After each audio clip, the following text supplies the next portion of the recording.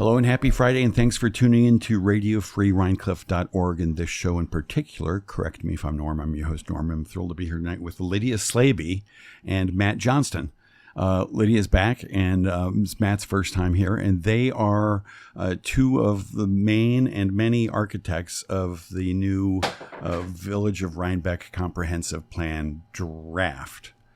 And thank you all for being here. Thank you. Thank you. And Matt is very interesting. Is a regeneratively minded innovation executive based in the Hudson Valley, and he's a startup coach. Which sounds really passionate about that. Yeah, I've looked over your LinkedIn. It looks like you've been doing that same sort of thing for a long, long time. Yeah, a lot of love for people who go from something to nothing. That process, right? And to do it in a way that is everybody thrives oriented, that inspires me. Right. And you must be good at it to have been doing it for so very long. And it seems like it kind of dovetails with your work on the comprehensive plan, I would guess. Mm-hmm. Lydia is a village trustee and, amongst other things, an author of the wonderful book. I read it, Wait, It Gets Worse. Oh, thanks. Love, Death, and My Transformation from Control Freak to Human Being. And I love the subtitle because, when you're doing something like this, a little bit of control freak is probably necessary. It is. And there's also a huge amount of letting go. Right. So, actually that was good practice for me for this work. Writing a memoir. Writing a memoir. Yeah. Writing a memoir about learning to let go when suddenly you realize that 1,000 people are involved in a conversation. It's like, oh, I have very little control over this actually. Yeah. So I guess you have to let go a lot. So all in all, how has the process been for you two doing this massive, massive, beautiful thing? I was asked by Lydia. So for me, Lydia is the beginning. And I know officially you are the person who sponsored this project. So it really began with you. Is there anything you want to say about that? Sure. It was actually one of the things that when Gary first appointed me to be on the board, I was appointed to a midterm vacancy. It was one of the things that he recognized that the village needed, and he saw my area of expertise, and he said, maybe this is something that you could own. And so here we are. So you were I guess Gary had the idea, but you took it and ran with it. Yes. So I was appointed in October of 2020, and by September of 2021, we had a resolution on the table. I'd already been talking to Matt, actually, because of his work and his area of expertise. I knew it was going to be a very difficult conversation. Any conversation that involves multiple perspectives and firmly entrenched ideas is just a hard conversation to have. And so I knew that the committee needed someone who was trained in facilitation and someone who's incredibly open-minded and thoughtful about the process of holding an open conversation. And so Matt was my first call. Amazing. Let me just ask for people who don't know, what is a comprehensive plan? A comprehensive plan. That's right. I ask one question, you're going to leave now. I'll come back in 50 minutes. Yeah, exactly. I'll keep it short. So in short, in the state of New York, if your municipality has a zoning code, it has to reflect the values that are espoused in a comprehensive plan. And a comprehensive plan has to be created by a group of volunteers in the community with professional help is recommended, but it has to be held by a group of volunteers who basically hold public listening sessions and hear what the community wants and needs. So in short, that's what a comprehensive plan is. The state recommends that they be updated at least once every 10 years, and ours is 30 years old. Well, why did it go so long? Because it's a hard conversation to have and nobody wants to do it. Right, until you came along. Until I came along and didn't know better. Foolishly took on the assignment. So it's interesting. If you have a zoning code, then you have to have the comprehensive plan. Yep. And what percentage of it's villages, towns, villages, towns, cities, counties, every municipal entity, every governmental entity in the state of New York that has a zoning code. What percentage of them have a zoning code? I would most, if not all. I don't know the answer to that question. Right. I know that the state of Texas is the only place that is mostly unzoned. But you just go build whatever you want. Literally. There's a whole conversation there. But New York is not one of those states. Right. And is that good, do you think, by and large, to have zoning code? Oh, that's a philosophical question, my God. friend. I think the what I'll speak from what I discovered in this process.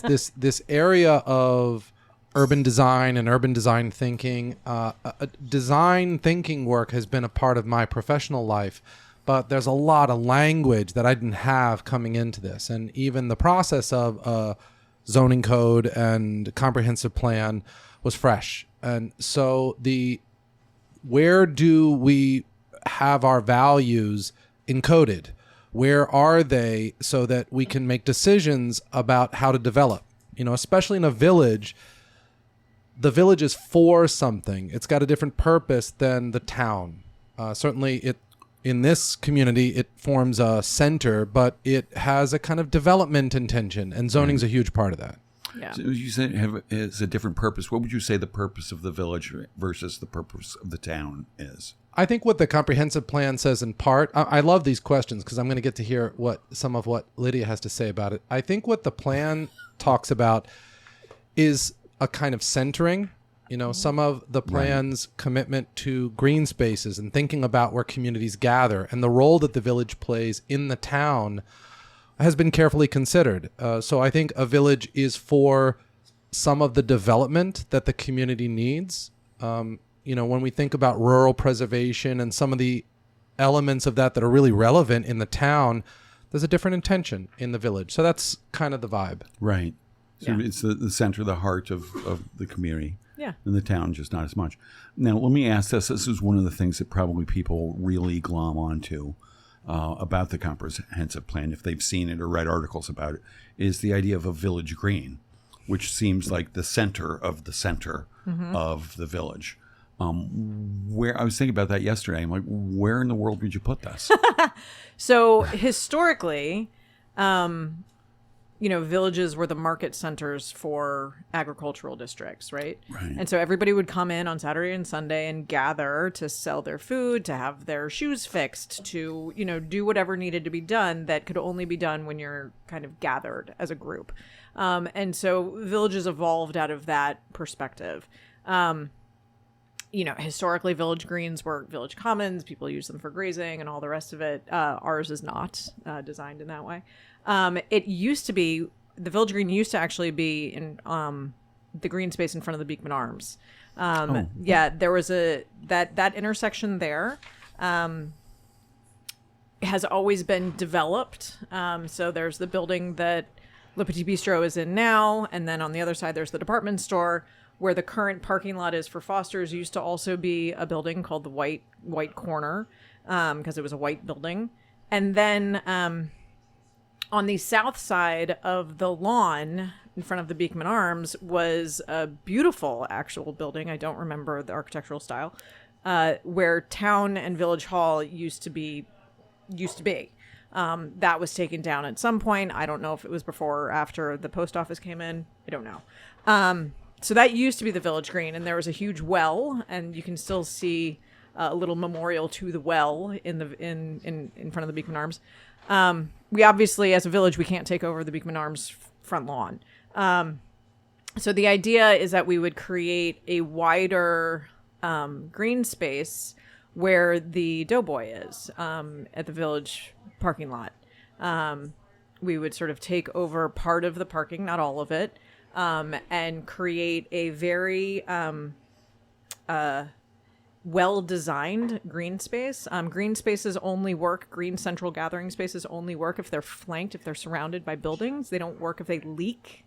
Sort of like imagine like a leaky space. You don't want it to be a big open field surrounded by roads.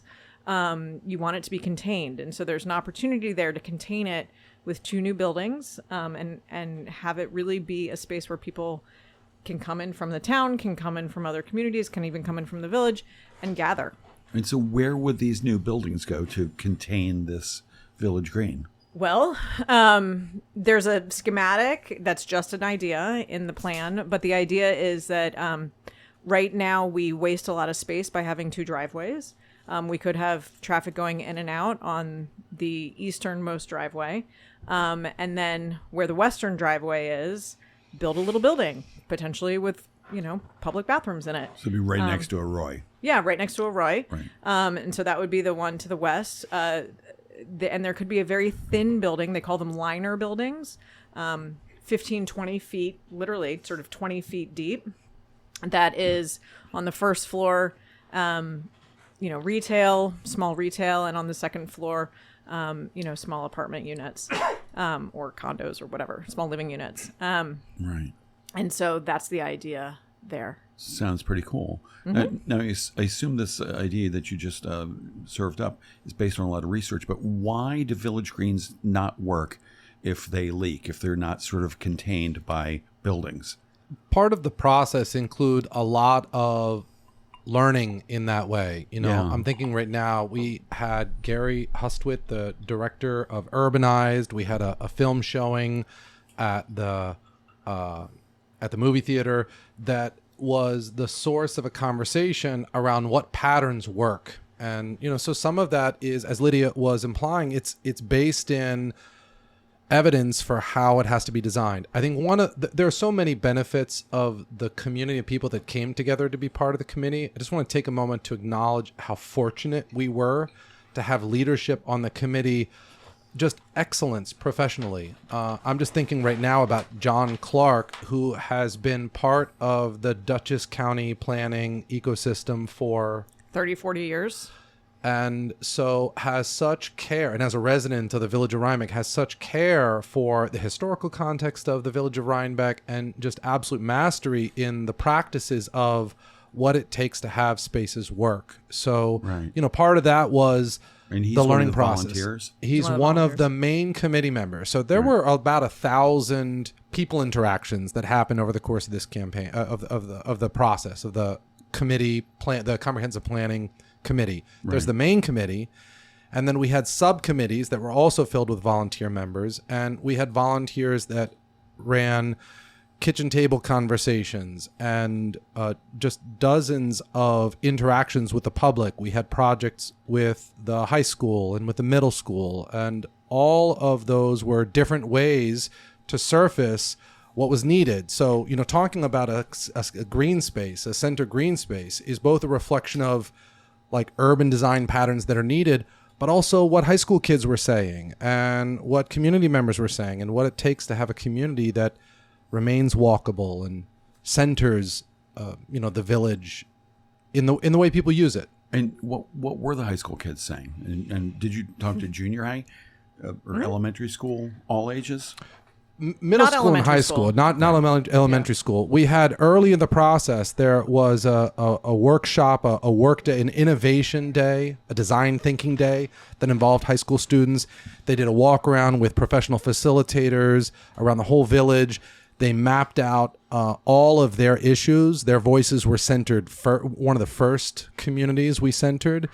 And they learned how to experiment in the community and this distinction of tactical urbanism, where they tried things like painting or chalking crosswalks at places that were essential for the kind of walkability that they see and they need from the high school. And so that was a project. The middle school also did a project called Rhinebeck. Where they were thinking actually about how to, from all of the places where students walk to school, how to get kids to school safely. So that was mostly kind of a sidewalk conversation and a safety and crossing streets conversation. Vitally important conversation, but that's where their sort of focus was grounded. So you said that was one of the first populations that you solicited input from. Yeah. Why are they so important?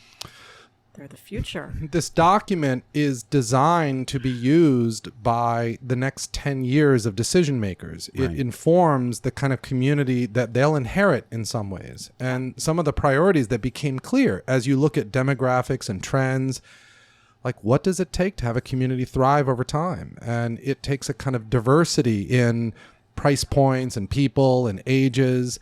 And there are things we now know about the community and its aging population that had us really want to center and get curious. If we were going to develop a community for this generation, we should listen to what they have to say. That's the thinking. Yeah. Now, you mentioned diversity. It's not the most diverse place. Skin color wise, it's not the most diverse place.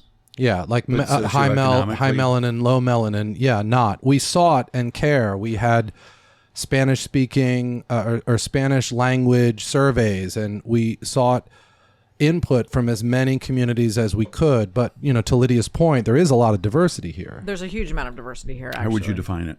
I would define the diversity here as socioeconomic. I would define the diversity as political. There's an extraordinary amount of age diversity, even though we are on the whole, we're an elderly population. Right.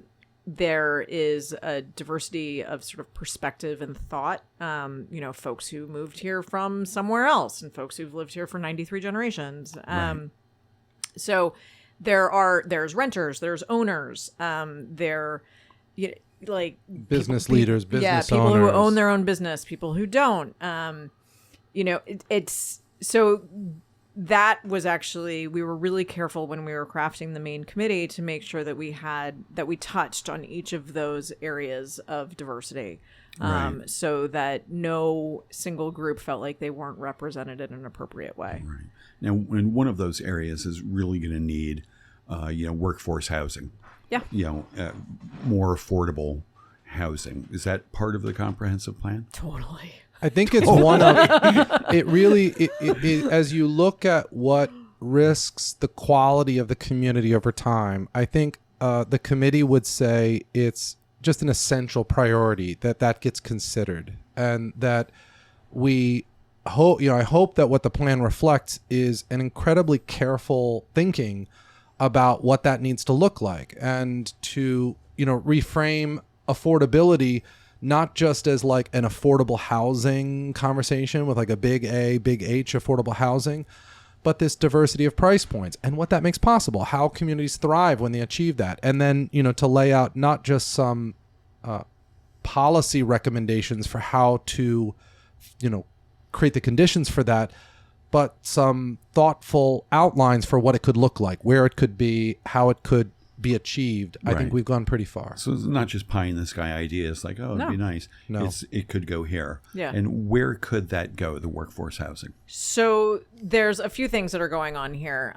One, there's, a Ken Carney style workforce housing, 80 unit development. Ken Carney, sorry. He's the developer for Locust Hill, which is the project that's going on in the town. Okay. We're not going to talk about that. But that's Now I want to talk about it. Sorry, I shouldn't have raised it. Yeah. But, there's these sort of like 80, 100, 120 unit kind of quote unquote affordable housing developments. But the real beauty of a village, and a historic village at that, is villages already have, if the housing stock hasn't been destroyed, it has a huge variety of the kinds of housing that a community needs, a diverse community needs in order to survive. So there are small units that are available for rent. There's small houses available to be purchased. There's units that work for elderly people. There's units that work for families. So the fact that the village of Rhinebeck itself has, in what looks like single family homes, multiple multifamily housing units, is exactly what we're trying to go for here with the village, with the comp plan idea. So, since 2001, the village of Rhinebeck has not allowed multifamily housing in the residential district. This is a mistake. This is a huge mistake that was made in 2001. I don't know who was behind it, but whatever, they made a mistake. Because what's going on is we're taking small units of housing that, a young couple starting out, someone fresh out of college, even an empty nester couple could move into, therefore loosening up the larger single family homes for actual families. Right. So what we're seeing right now in the village of Rhinebeck is older folks and empty nesters stuck in their homes, not because they want to be in a large single family home, but because they want to stay in the village of Rhinebeck and there's nowhere for them to move. So we have what they call the missing middle. We're missing smaller units that are designed for people who don't need a lot of space. And so the committee has pointed out that there are large pieces of land that are currently undeveloped that a lot of this kind of stuff could go. But really what we're mostly focusing on is allowing the existing area that's built in the village to welcome back in these like smaller multifamily kind of properties. Nice. And where are those large pieces of land? There's a large piece of land west of Oak Street. Okay. Between Oak Street and the village boundary. There's actually 3 enormous parcels of land, which are currently zoned for residential, but are currently forest. Right. And those sort of surround the Baker House Yes. bed and breakfast. Yes. So that's one spot. Another spot is how to be very sensitive to the historic home that is on this piece of property, but also recognize that there's a tremendous amount of property in between Route 9 and Mulberry Street by the fairgrounds. So that is a huge piece of property. The 1.5 square miles of the Buckley House, the Buckley Schoolhouse, that's an opportunity, which we've all been talking about for a month, for a year now. There's a handful of these where the Primrose Hill School used to be on the northern part of town. So these are all owned by private individuals. These are all owned by private individuals, and our job as a community is to provide the zoning ability for them to turn whatever it is that they own, any of us own, if we have property, into property that the village needs. Right. Yeah. Now, right now, there's work going on or planning going on at this place on Mulberry Street and South.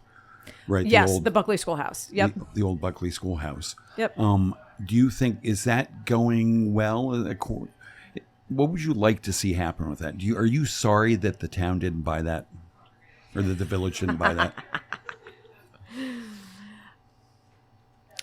I don't think that I think there's a posture that we have at the Comprehensive Planning Committee, and Lydia's voice in this has some difference. She's not a member of the committee in a voting way.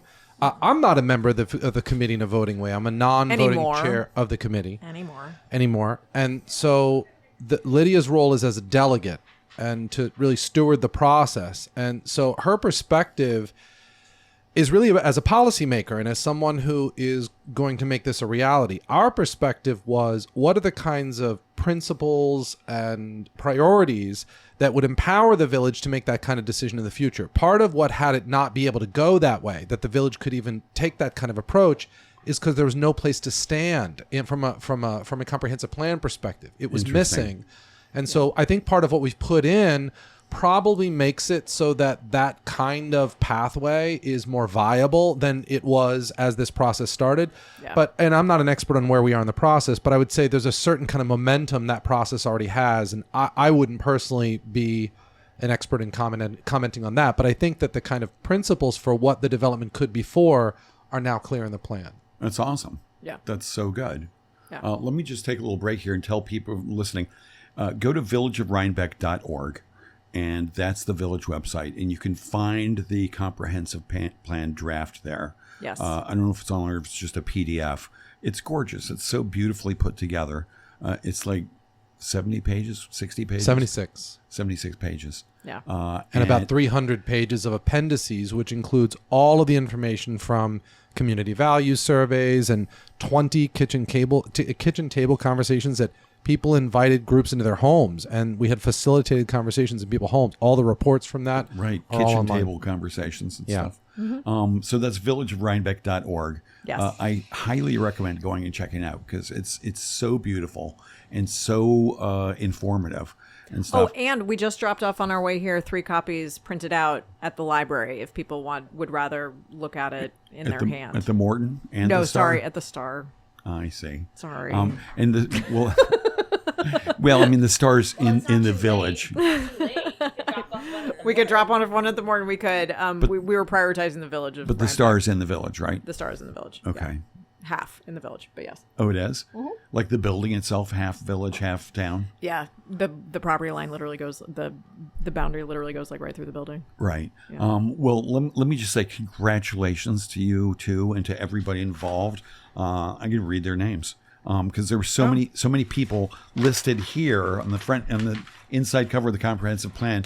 Elijah Benda, Deirdre Burns, John Clark, Jeff Cotter, Ernesto Martinek, Yes. Steve Rosenberg, John Traver, Louis Turpin, Shay Dean, Tim Decker, Lisa Fountain, Eleanor Pupko, Yes. and Matt Johnston, who's here tonight, chair of the Village Well, of and Rhinebeck Comprehensive Plan. and on page 75 and 76 is a full acknowledgement There's of a the dozens packed page of acknowledgement of the people. dozens of other people who Yeah. who took part, who had the kitchen table conversations or filled out the or who came to questionnaire. present. We had speakers from the library and from Public Works and from the police and fire, and we had the superintendent of schools and the town of Rhinebeck. And so we've had 40 well-held conversations. At the beginning, it was an hour and a half per meeting, and then it became 3 hours per meeting, where we had dialogue about every issue that got surfaced over the course of all these conversations. We methodically worked through every conversation, invited everybody we could to come present about it. And did you say there were 100 or so questionnaires filled out? 400 and 400. some odd questionnaires. So Well, the survey was nearly 700. 700. Okay. Excuse me. Yeah. Yeah. so there must have been a place in there for like other comments for people to write stuff. Yep. Oh, yeah. What were some of the other comments that just got like filtered through everybody? Like, oh my God, we saw this. It's hilarious. Well, I'll share one moment that stands out for me in that there was a dialogue about chickens in the village. And one of the committee members did research and brought just a folder full of information about chickens in the village of Rhinebeck. And so, there were comments about agriculture, and there's a balance of what you want to, like, what does the village community want? And it doesn't appear to want chickens in the village. And so that was a boundary. But the conversation was just a certain kind of fascinating. On one day, we're talking about, zoning and setbacks. And on the other day, it's really thinking about the smell of chickens and what it Right. leads to and the pests and like that. Now, supposing I wanted to put a greenhouse up in my backyard on South Street to go grow violets, Knock yourself out, friend. that's okay. Yeah. The new comprehensive plan doesn't say anything about that. Well, it does. It actually encourages, some parts of urban agriculture, and like, what are the parts that are a match for what this village community needs and wants? Chickens are not, but violets are both on brand and good for the culture. All right, let me ask you another thing. This might not have been in the comprehensive plan. I just cut my grass for the first time yesterday. Okay. And it was growing, and I like to let it grow. And honest, if the neighbors didn't give me the hairy eyeball, I'd let it grow for like another few weeks. Okay. For pollinators and all that. And every spring, I'm like, well, Rhinebeck, the village, has a policy that it can't be more than a foot tall or something like that. And every spring, I'm like, well, that's not very environmentally friendly. And I should start a petition or something to get them to get rid of that and let people just let I their celebrate lawns grow. that. First of all, the spirit of civic engagement is the most important part of what I hear you talking about. That you would have it like you could raise a conversation about that, I think is part of what we're wanting to welcome with the plan. I would say that the plan is highly considerate about the impacts of climate stress on our ecosystems. And I think, under Lydia's leadership and Vanessa Bartosi and the conversation about climate smart practices in the village, you'll find dozens of hints that the trustees can use to be able to strike a balance. And I don't envy some of the trade-offs. Some of them are about what's historic and what's on, like in the culture. But I think you'll find that this plan gives support for a whole new generation of climate-friendly policies in and around the village. But it wouldn't give support for me never cutting my grass. I'm pretty sure it's fairly neutral on that particular topic. Yeah, it's silent on that. But I don't want to rule out the possibility that a petition, if that's what's sparking you, you should do that. I get everything sparks me. Let me say this. You should have a conversation with Vanessa actually about that. I have. I've got actually thoughts. Yeah. talked to her about that a couple of years ago. Oh, good. So the comprehensive plan, which is available at villagerhinebeck.org, you said climate smart, and that's one of them. There's 7 parts. Center with green spaces, climate smart practices, safe and walkable streets, diverse and affordable housing, a vibrant village center, historic stewardship, and a community of neighbors. These are 7 parts. It seems like you could have had sort of like 50 parts. We could have. I mean, sort of. Yeah. I think there is a really appropriately large volume of very specific policy recommendations, which for the benefit of making it available for people to comment, there's a lot of thought about how it should be organized. But some of the stuff that's in one section could have easily been in another section. Right. Yeah. And so I think this is its own section. its own section. And so, to make it so that people can respond, that they can engage, that they can see themselves in it. I think the figuring out how to organize that was, part of the nuance. But yes, it could have had 50 chapters if we'd have chose to, do it that way. And you've done a shit ton of engaging the public on this stuff already. Mm-hmm. Yeah. But this is just the draft. I mean, the next thing that happens is more public engagement, right? Yep. So it's already, we posted the draft on April 19th. We're taking comments by email until May 19th, very least. Not we, sorry, the committee. The committee is also holding one public hearing over 2 days, starting on Sunday, Sunday, May 5th from 3 to 5:30 at Village Hall, and then again on Wednesday, May 8th from 7 p.m. to 9:30 p.m. at Village Hall. Right. They will be taking public comment. And that's just the committee's public hearing. Once the committee has digested the comments, made any changes that they want to the draft, they then present the draft to the village board, and then the village board has to hold its own set of public hearings. And so this is really just the beginning of sort of the vetting of the draft process. Right. Yeah. All right. I want to ask each of you this question. Lydia, you first. Okay. So there's going to be all this public opinion and commentary, and I don't know what the next steps are to sort of like ratify or whatever this. Yeah. Which part of this would you be most sad to see excised from the current draft? Oh, wow.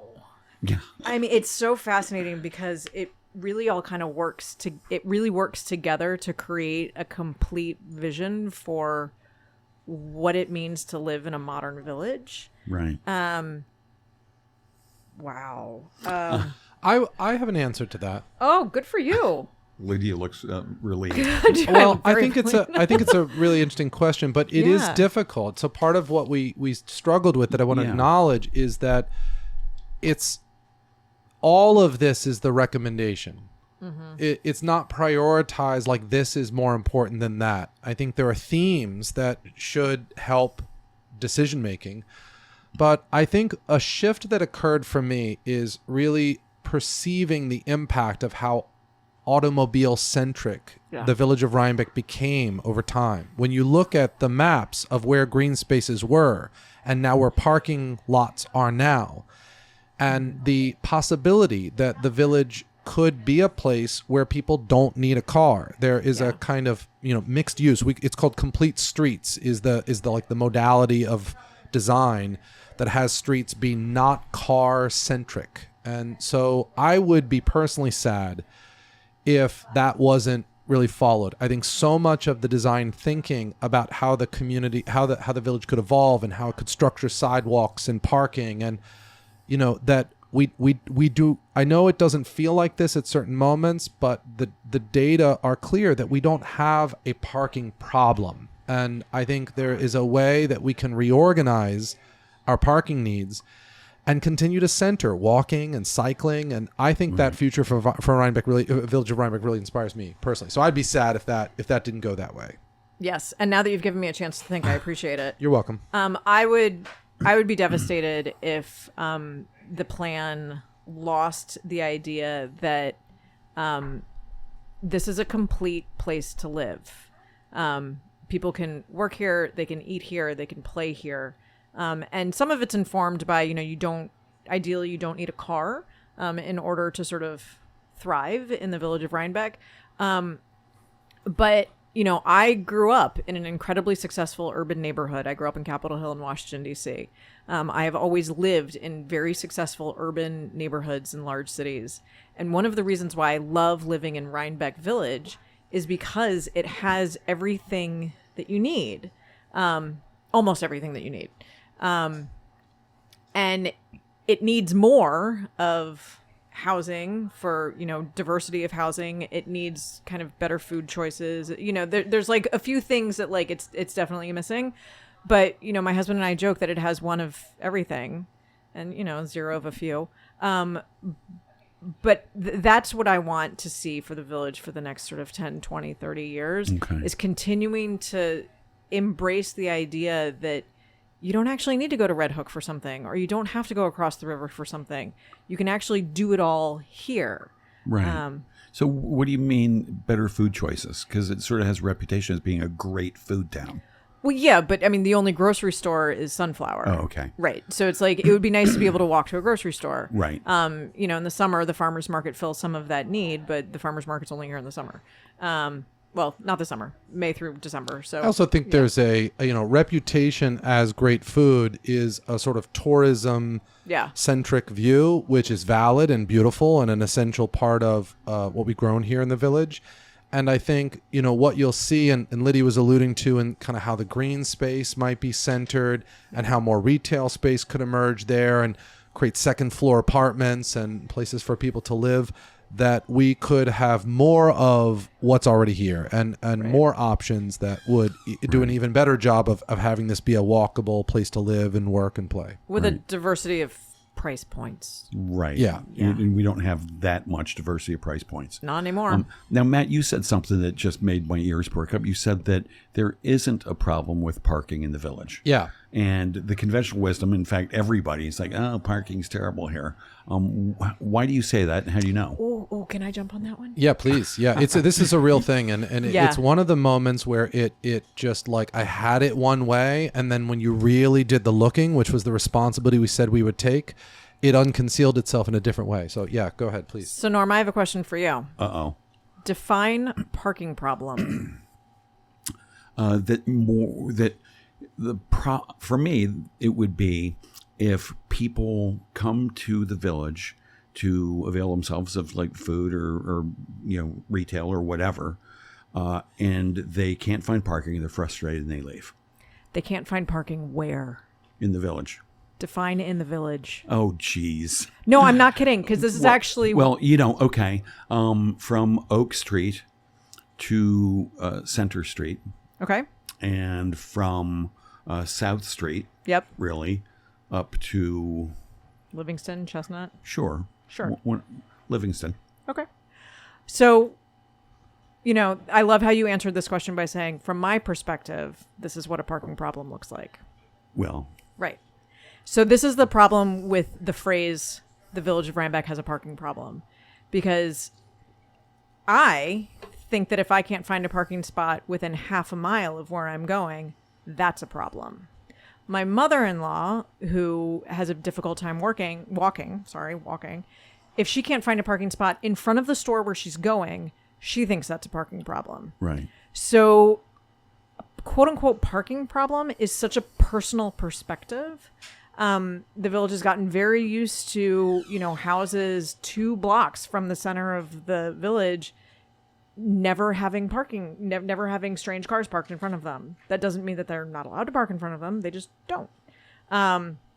So this is an interesting question about what is the village of Rhinebeck and what is important to the village of Rhinebeck. Is it important to the village of Rhinebeck to have lots of parking lots so that people don't have to walk very far in order to get where they're going? Or is it important for the village of Rhinebeck to have a diversity of housing, central green spaces, this, that, and the other. So, and perhaps folks have to park a little bit further away and walk a little bit further in. So I think the combination, I think with the other thing that the subcommittee did is they counted. Mm-hmm.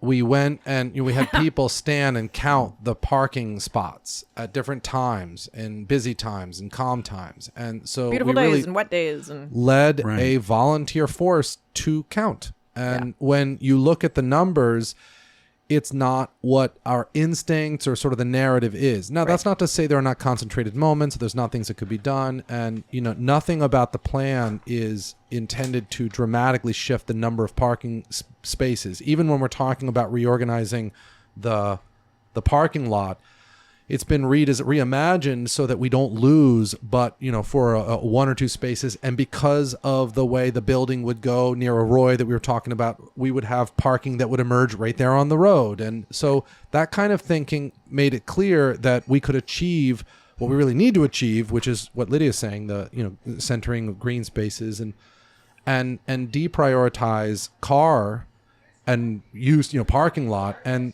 still have it work, even though I think it may mean in some cases there's a little bit more walking that may be part of what it is to go to the village. Right. So how do you deprioritize cars? Do you make it harder for people to park? No, it's still, there's nothing in this plan that makes it harder for people to park. Right. Nothing.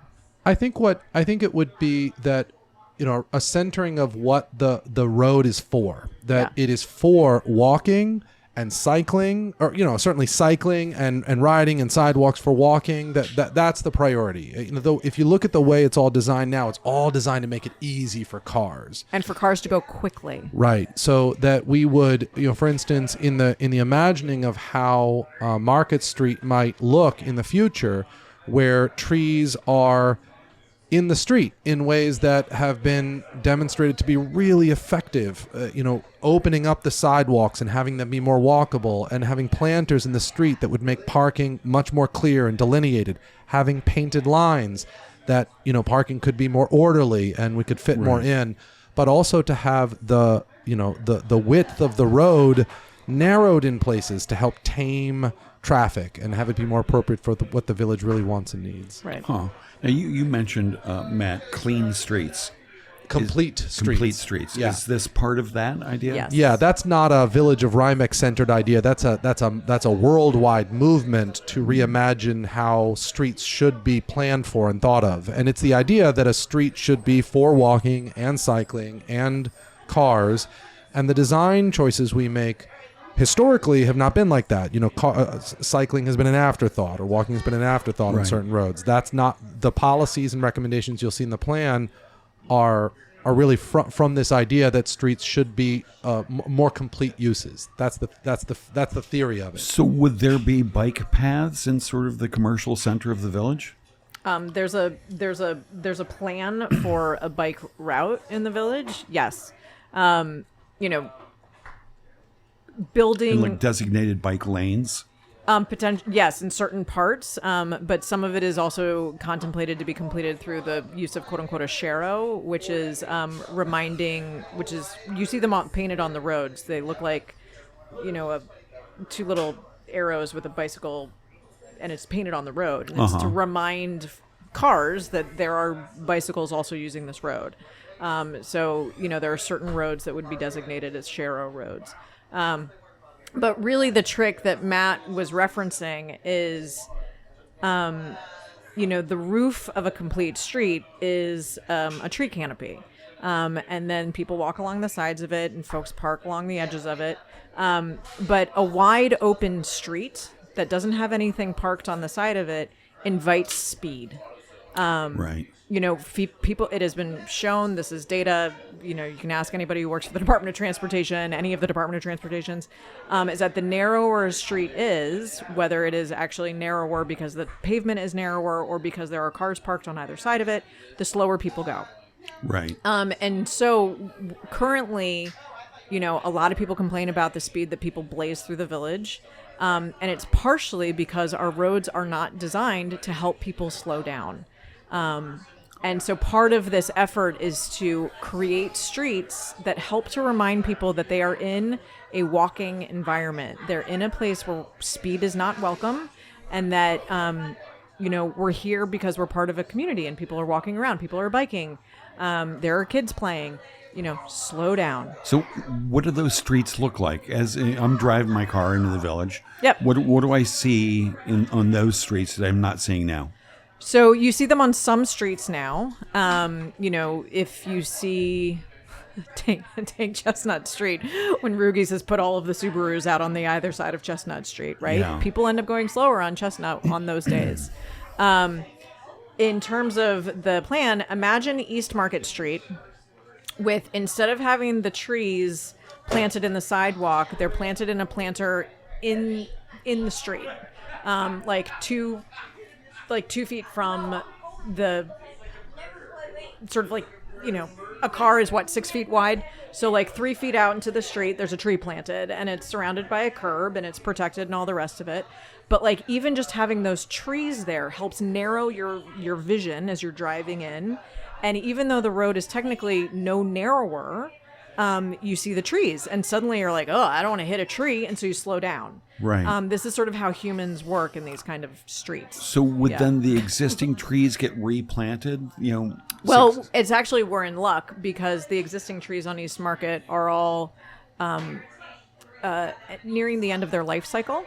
They're all black locusts. They were all planted at some point in the last 40 years, all at the same time. They're all the same exact tree, which is not a good way to do urban tree planting, as our tree commission will tell you. And so the tree commission in the village of Rhinebeck has already started the conversation around what are we going to do about the trees on East Market Street.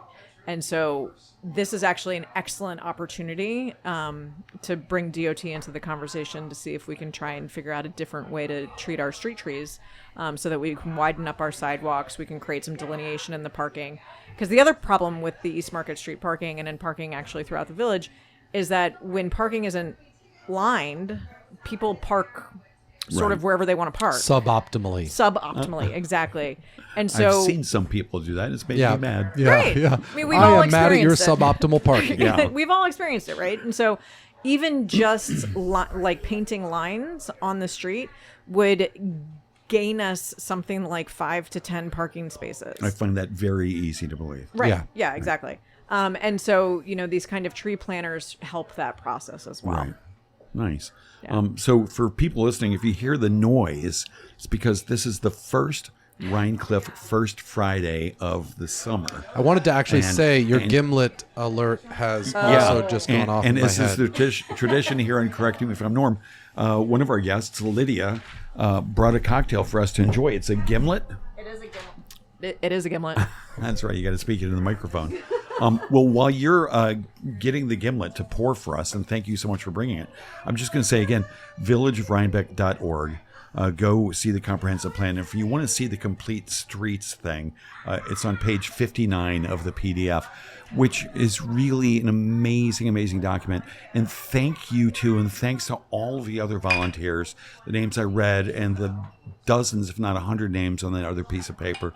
Thank you, everybody, for taking part in this to make our village. If I could also acknowledge, we had a professional partner, Ty and Bond, who has an office, right in the downtown village area, and we had a competitive process to, select a professional partner, and when they arrived in June, when they really onboarded in June of 2022, they were already coming into something where we had dozens of people participating in subcommittees. And if they were here, they would say they haven't had that experience. And they had to integrate a volume of input that was unmatched in the way they do work in other kinds of communities. And so I really want to just take a moment to acknowledge them, and especially Michelle Robinson Gregg, who is the lead author.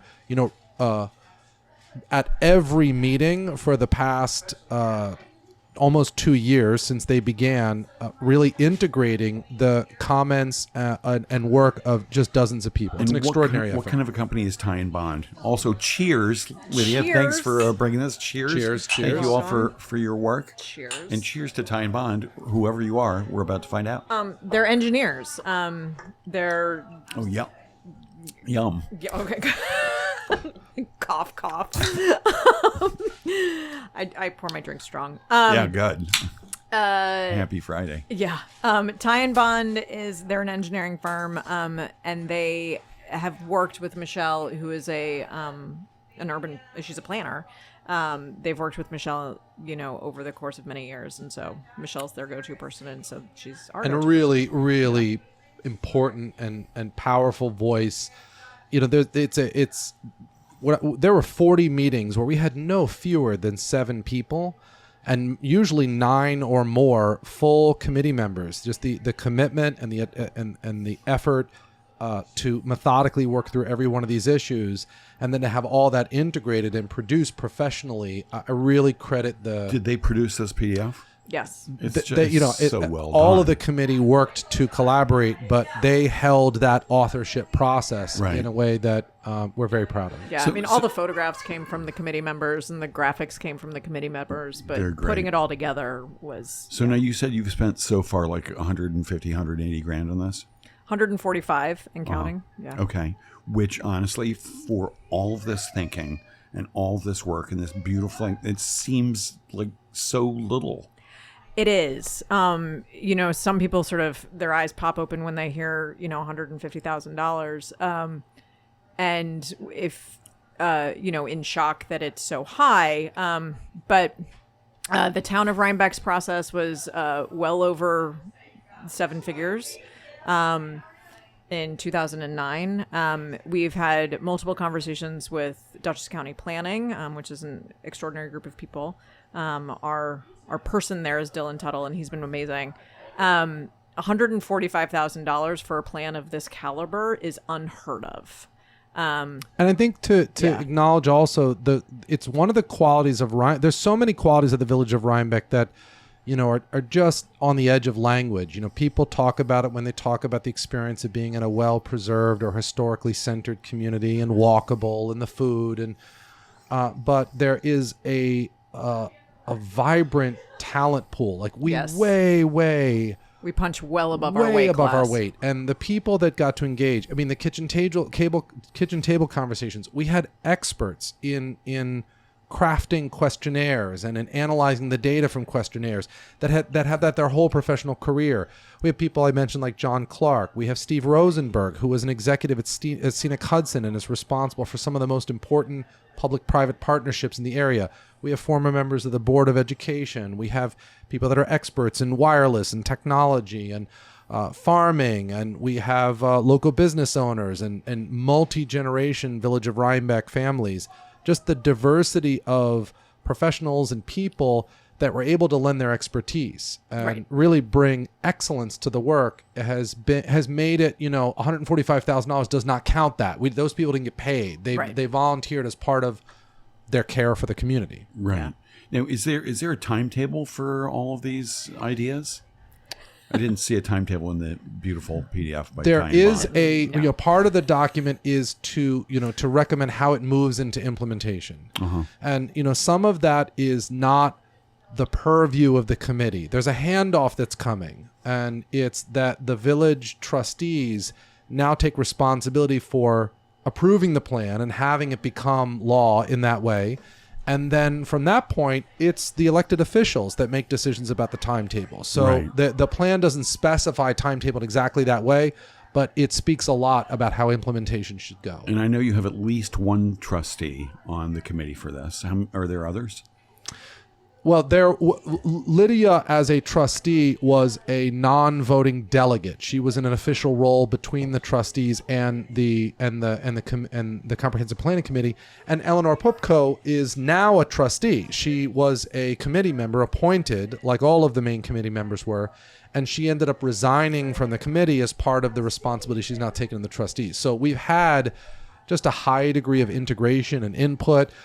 Mayor Gary was at most of the meetings or many of the meetings. We've had meetings with town officials and they've attended and spoken like that. Are there any things that, when you started doing this, you put in there and have already sort of come to pass?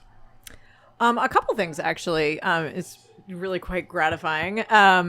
So Vanessa Bertozzi and Rick Lewitt, 2 of our trustees, have started work on Safe Walks to School.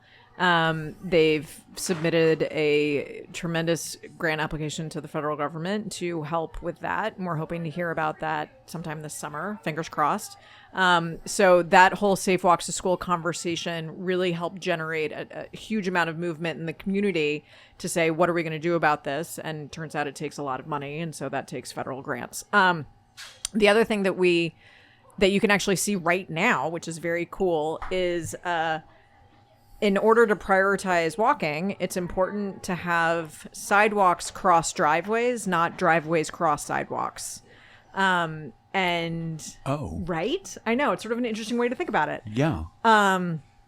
And so the village is doing this by example. So we have just done a huge ADA project for the village sidewalks in front of Village Hall and the fire department, as well as the village parking lot. That's the American with Disabilities Act? Yes. Americans with Disabilities Act. So there's sort of grade, and there's ways to approach an intersection, and there's all sorts of things that you have to do to make sure that people with differently abled people succeed when they're walking down a street. And so we have actually put our sidewalks across both driveways for the village parking lot. We're in the process of putting sidewalks across both driveways of the parking lot behind Village Hall. Right. We're putting in the firehouse, and we're putting a huge sidewalk in front of the firehouse as part of replacing its apron. Because previously it was their driveway, and Yep. you'd go down the sidewalk, and then the sidewalk would turn, and you'd walk across the asphalt of their driveway, and then the sidewalk will pick up. Exactly. And so that's part of like the recentering of the walking, and to your earlier question about what does it look like to deprioritize or decenter automobiles. That's what it looks like. And so that automobiles are perceiving, this is a walking pathway, not people that are walking are perceiving this is a driving pathway. So it's all of these little hints. It's all of these little like hints that we don't even notice on a day-to-day basis, but that makes a successful urban environment for a walker or for a biker. Right. Right. And this is why I'm like, it's not just one thing in this plan. It really is this collection of recommendations that all create this sort of new way of thinking about being in the village. I would also say there is a volume of civic engagement which was caused by this committee and comprehensive planning process and is now vibrant. And I think there are mechanisms for communicating with each other and mailing lists and things that had to grow. Part of the loss of local media in some ways, there's when we began the process, there was a real question of how are we going to get all these people involved? Right. And so now there are committees of people who have been passionate about civic engagement for years. I think that's both a recommendation that the plan makes and something that's manifested as a result of the plan. And also you got a lot of ink in the Hudson Valley Pilot and the Red Hook Daily Catch. But I mean, it was fascinating. We started this process before the Hudson Valley Pilot existed. Right. And before the Daily Catch had expanded its boundaries to the village of Rhinebeck. And so it's not disconnected from our work. Like, right. We we feel like we're taking, I mean, it's this whole movement that the Comprehensive Plan Committee is sort of riding this wave of this huge amount of civic engagement of people looking around and being like, how do I engage in my local community? Right. And so we now have 2 newspapers, and we have the civic, good. We have the comprehensive plan committee, and now Red Hook is doing a comprehensive plan. It's this huge momentum of how do we really engage in a successful way? Matt, you going to help with the Red Hook thing? I haven't been asked Because you've moved from here to I Red have. Hook. Correct? Yeah. It was a beautiful experience of being a volunteer in a community that I've come to love. And so now that you've put it on notice. 10 seconds left. What has been the happiest surprise for each of you being engaged in this? Working with Lydia, I think there is a quality Good like answer. we know each other before this. I had a professional relationship with Michael, her partner, but really appreciate your leadership. Thank you. Really the ability of the entire community to have a hard conversation in a very good way. Love that so much. Well, Matt, Lydia, thank you so much for being here and answering all these questions. Thank you for having everybody, us. if you're listening live, come down to Rhinecliff for First Friday, which benefits, who does it benefit today? The Maker Space at the Morton Library. Thanks for tuning in. Have a great night and a fabulous weekend. Thank you. Thank you.